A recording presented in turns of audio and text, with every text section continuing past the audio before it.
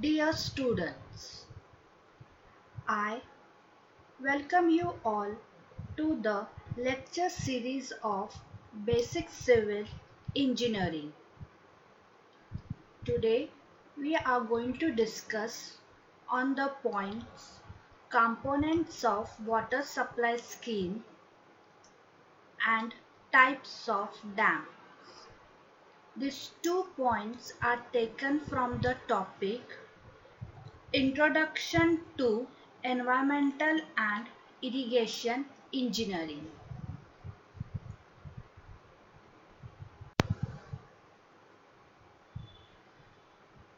Sufficient quantity of water should be made available considering the total demand throughout the year while designing water supply scheme. The source of water may be a river or a storage reservoir formed due to the construction of dam. So the water supply scheme mainly deals with the following. First is the collection from source, second purification, and third distribution.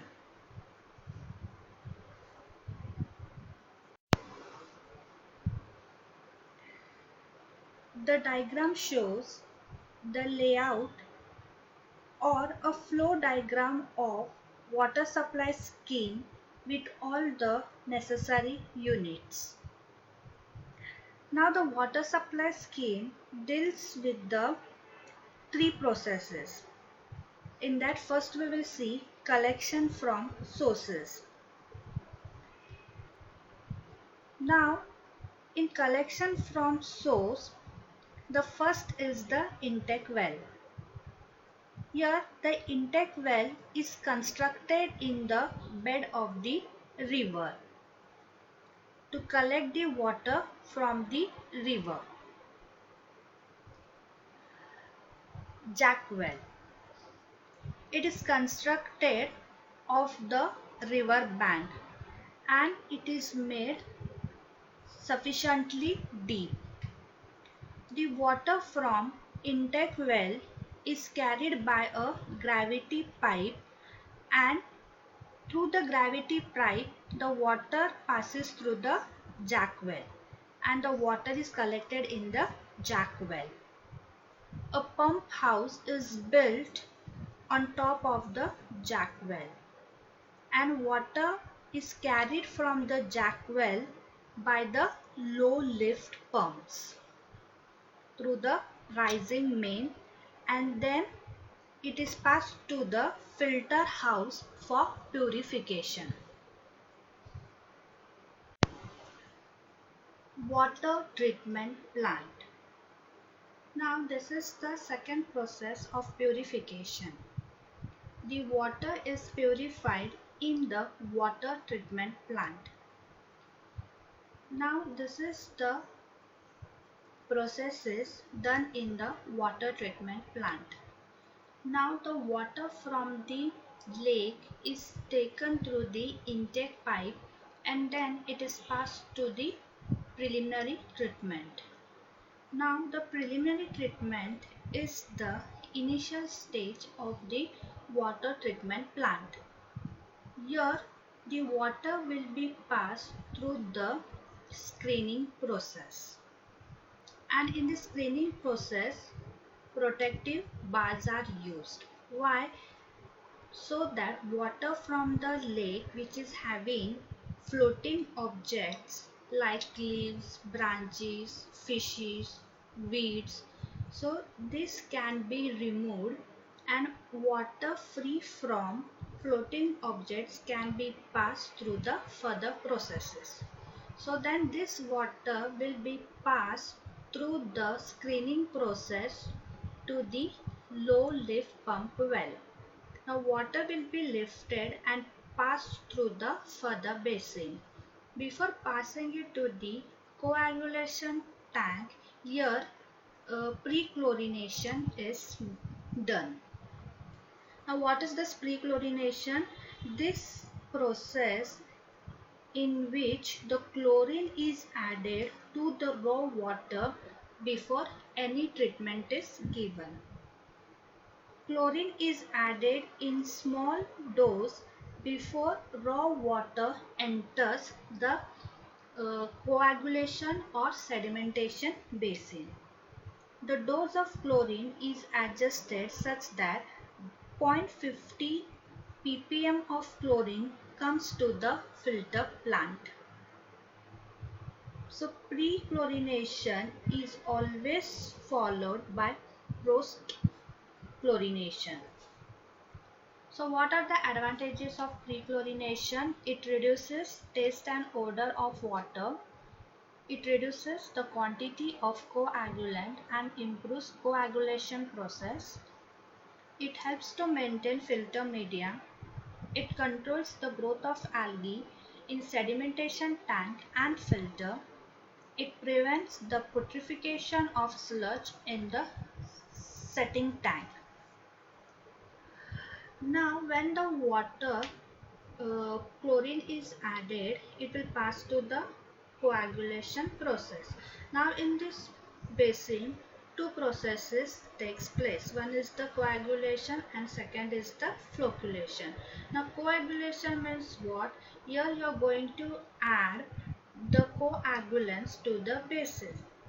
And flocculation means what? Here whatever the floc is generated in the basin, it is removed by the mechanical devices. So now we will see what is coagulation and flocculation process. It causes the agglomeration and sedimentation of suspended solid particles through the addition of coagulating agent.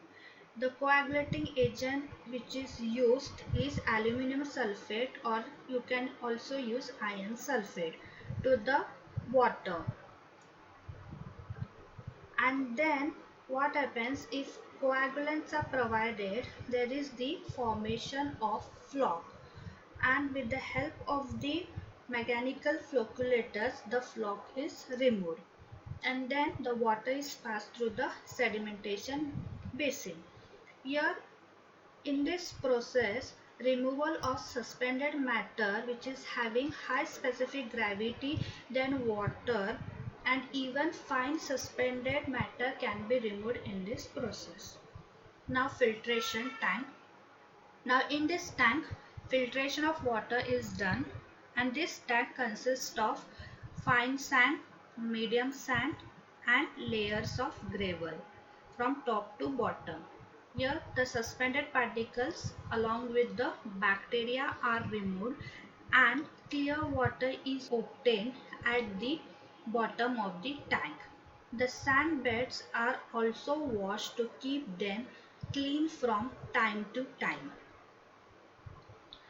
Now after the filtration, we are again going to give a post chlorination, because this pre-chlorination and post chlorination comes under the disinfection process and it is very important.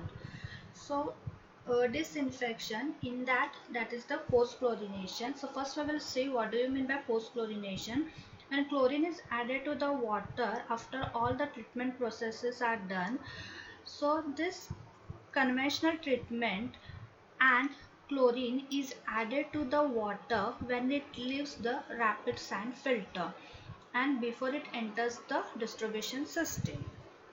The dose of chlorine applied is such that a residual chlorine of about 0.1 to 0.20 mg per liter appears in water at the entry into distribution system.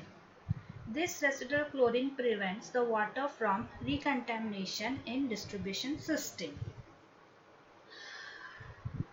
Then the clear water is collected in the sump well. Now after that you can see there is fluoridation also in red and yellow color. So why this fluoridation is done? Water fluoridation is the control adjustment of fluoride to a public water supply to reduce tooth decay. Fluoridated water contains fluorine at a level that is effective for preventing cavities. This can occur naturally or by adding fluoride. So the clear water is collected to the sump well, and finally the filter water from the sump well is lifted to the high level service reservoir by high lift pump through rising main. Now the third process is the distribution, that we will see. Distribution system. The filter water from the high level service reservoir is then supplied to the city consumers by the distribution system through mains, sub-mains and pipes from house to house.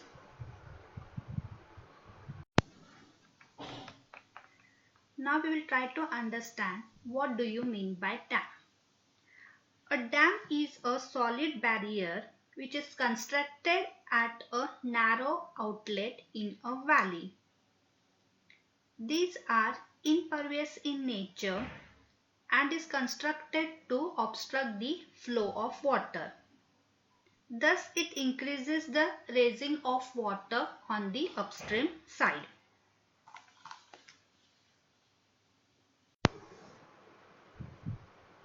Benefits of dam. Now, the dam is used to store water for irrigation. It can be also used as a very good source for water supply. It can be used for power generation. It can be used for river navigation.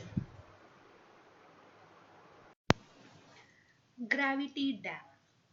A gravity dam is a solid structure made up of masonry or concrete, and they are constructed across the river to create a reservoir on its upstream side.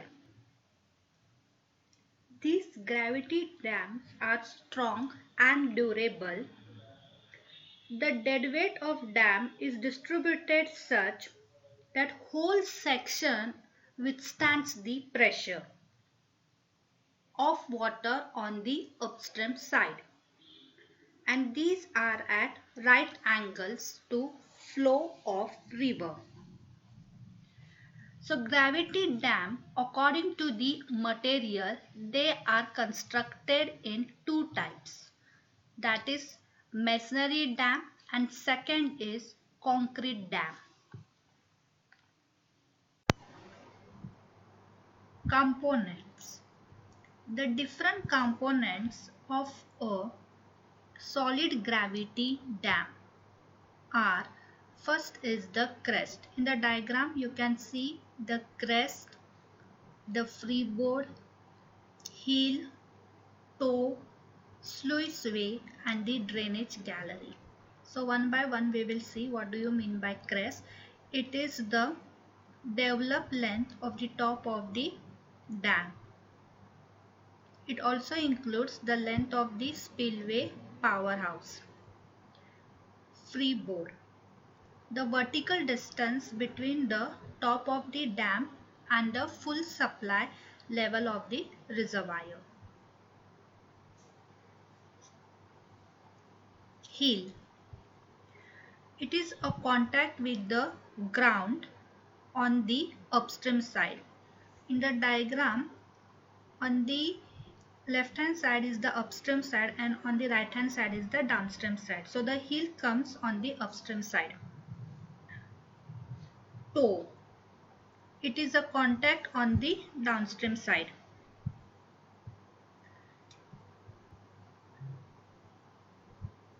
Sluiceway. It is a opening in the dam near the ground level, which is used to clear the sleet which is accumulated in the reservoir side. Now we will go to drainage gallery. It is a small room like structure which is left within the dam for checking operations.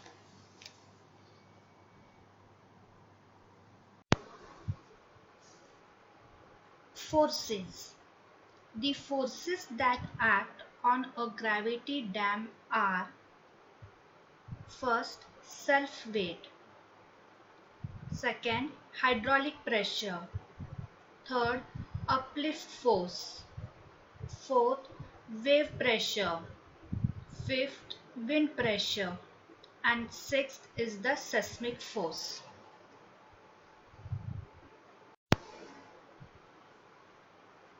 Advantages. Gravity dams are most suitable in narrow valleys. Maintenance cost is lower. Failure of this dam is not very sudden. Gravity dams may be built to any height. Loss of water by seepage in gravity dam is less. Disadvantages. Initial cost for construction of gravity dam is very higher. Gravity dams of greater height can only be constructed on sound rocks foundations. Require skilled labor for construction. Design of gravity dams is very complicated.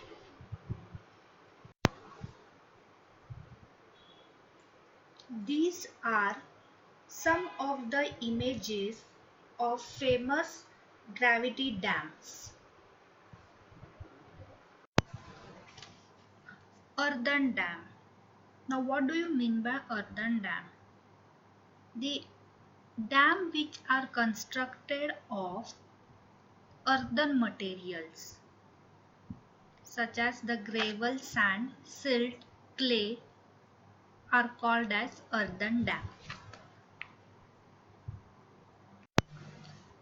For constructing, the materials used for earthen dam are clayey material, black cotton soil, silt clayey loam,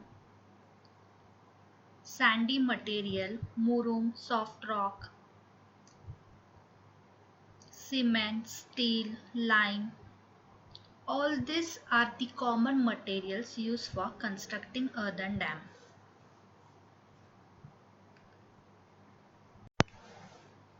Here in this picture, the materials which are required for constructing are shown. That is the core clay, the sand, gravel, clay stone, silt stone. All are these materials. Types of earthen dams. The various types of earthen dam are homogeneous type and zone type.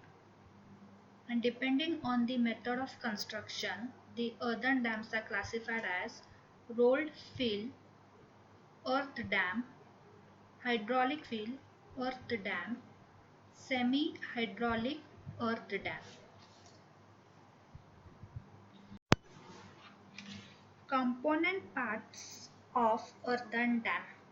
Now one by one we will see. First is hearting. It is the central impervious section which is constructed with clayey soil, silty clay and compacted at optimum moisture content, which provides water tightness to the dam, and it also avoids against slipping. Casing.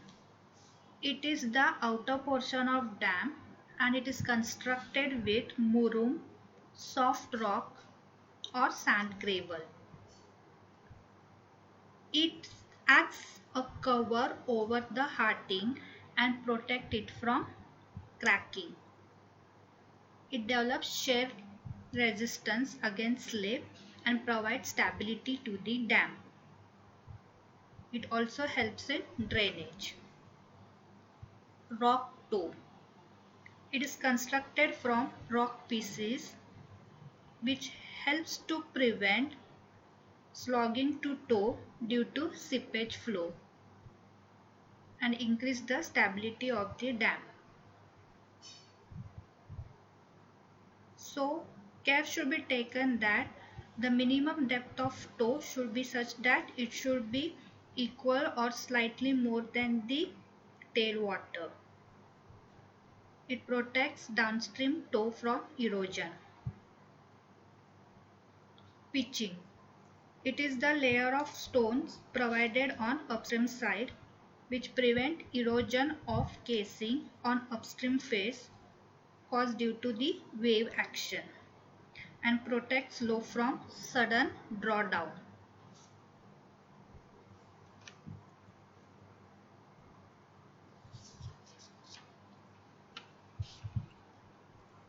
Turfing.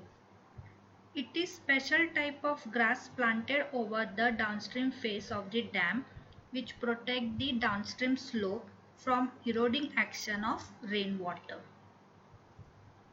Berms.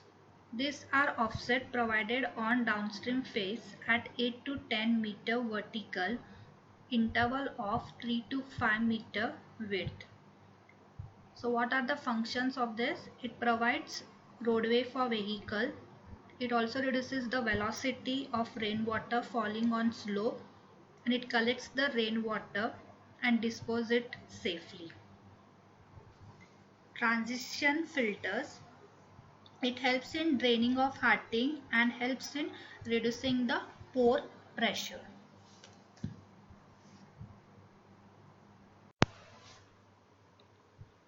Thank you.